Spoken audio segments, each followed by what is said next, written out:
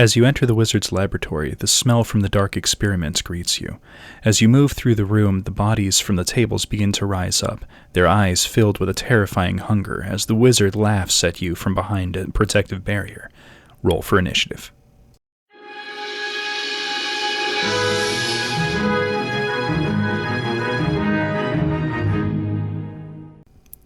Today we're going to make some household furniture, and we're going to do that using a Jenga block, some half-inch by half-inch cubes from the Dollar Tree, a few matchsticks, as well as some coffee sticks. I buy these in bulk for crafting, and a few craft sticks or popsicle sticks. So to start this off, we want to decide which side is going to be up and which side is going to be down. I like to use the grain structure of these to my advantage, so the top and bottom are going to be the side that doesn't have any really good visible grain structure. And then I'm using a drill bit that is just a hair over 4 millimeters in width to drill out a 3 to 4 millimeter hole into the bottom and the top. Once that's done, I'm going to use these coffee sticks that I chopped to a half-inch in length, and a few matchsticks that were also cut to a half-inch, and these will be glued to the sides to create some paneling. And I'm going to use a toothpick and a little bit of wood glue to attach these. So these coffee sticks aren't the same width as the cube is, which actually works out really well to our advantage here, because that will let us put the matchsticks in to fill that extra space, and there'll be a little bit of an overhang to create the illusion of framework or legs that go to this piece. Now this is going to be a nightstand or a little kind of storage shelf or piece of furniture. So to get the matchsticks to fit in, I'm putting a little bit of glue into the kind of crease along the sides next to the coffee sticks, and then just kind of setting them in place. Once this dries, they'll be stuck in there pretty good, and they won't really come out unless you really force them. So once that's dry and I'm not worried about them coming loose, I'm going to put a little bit of wood glue into the hole on what I'm going to call the top, and then using a magnet that I've got off to the side to determine which side is going to be up and down, I use that to reference a magnet that I put in the top. This way, any kind of magnetized pieces that I attach to the top are always going to be facing the same way. And then I use a couple of popsicle sticks or craft sticks to cover the top. This way I always know that this is going to be the top and I don't get the magnets confused. Once that's done and I've installed the bottom magnet, we need to trim the overhang of the popsicle craft sticks. I'm just going to use a X-Acto knife or a utility blade to do a couple of quick little scores, and that should cut free fairly quickly and easily. I'm not even going to really sand this to clean up the edges. I think that'll just make it a little bit nicer. So now I'm going to put in a couple of little dresser drawers or nightstand drawers. Now these sticks have been cut to fit inside that area, but they're a little bit too wide.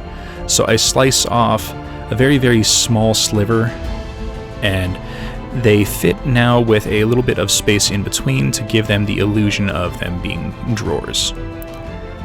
And then I attach them with a little bit of wood glue, and once they're pressed down, I take a toothpick and clean up any glue that might have spilled out. This will make painting them a little bit easier in a few steps. So now, using some seed beads, I'm going to attach some little drawer knobs, handles, whatever you want to call them. Now these are going to be really nice once they get painted up, but to attach them, I'm using just a little bit of tacky glue. Now, there's a couple of different ways you can do this. Dip the bead into the glue and then place them, or like I did, drip the glue on and then place the bead in on top of it. Now, you can do either one. They both have their advantages and disadvantages. Now while that's drying, we're going to attach 2 blocks together that have the holes drilled in the same way, as well as a couple of other Jenga blocks that have been glued together. These are just to add some little variety. This one is double stacked and the other one here is triple stacked. This will give us a little bit of variation to our furniture, just so that we don't have the exact same thing all over the place. Now, these have been magnetized. The 2 larger ones, I only did magnets in the top, so that I could stack the little ones on top of them. I don't really think I need to magnetize the bottoms of them. So now I'm going to paint them all up with a double coating of raw umber from Artist Loft. This will give us a nice foundation to work with, and my camera seems to always have issues when I start the painting side of these little projects. Sorry about that. I'm working on figuring out how to get the autofocus to actually stay focused. Now the easiest way to do this is pick 3 or 4 sides, like ignore the top and bottom, paint the 4 sides, and then go back and paint the top and bottom, or like I'm doing here, I'm painting the top and then the front and back, and then I'll go back later once that dries and paint the remaining sides. So once that's done, I use some raw sienna to dry brush on our wood grain coloration and kind of enhance the existing texture from the wood that's been used. Now, it doesn't take a lot to kind of give this a lot of character. Just a simple dry brush like I'm doing here, and all of a sudden it comes to life and you've got a lot that you can work with. Now, this will dry a lot duller than it appears here on camera, so we can use that to our advantage, and if there's a few splotches or really heavy areas, you can just kind of ignore them or go back and retouch them up. Now, to give it a kind of worn-in, aged look, like it's been used for months and months and years, we're going to do a light dry brush of neutral gray.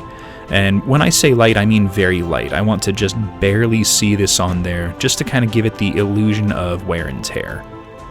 And once again, once this dries, it'll be a lot lighter or faded, and as you can see from the side-by-side, they really pop out.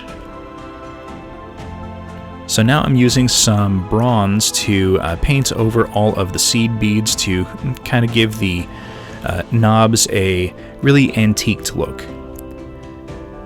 Now, if you attach the seed beads first and then do all the painting, this is a lot easier because the beads are very, very glossy, so they don't take paint exceedingly well. So if you do the dry brushes and all that over the top of them, they're a lot easier to paint over. Otherwise, you're going to have to do 2, maybe even 3 coats of paint just to get the paint to stick on. Alright, and here we go with the finished piece. Now, these are great for filler for, bedrooms or taverns as like countertops and things like that, or as here with the opening with a wizard's laboratory. So thank you everyone for watching. Please hit that like button, subscribe for future content, comment in the comment section, and we will see everyone next episode.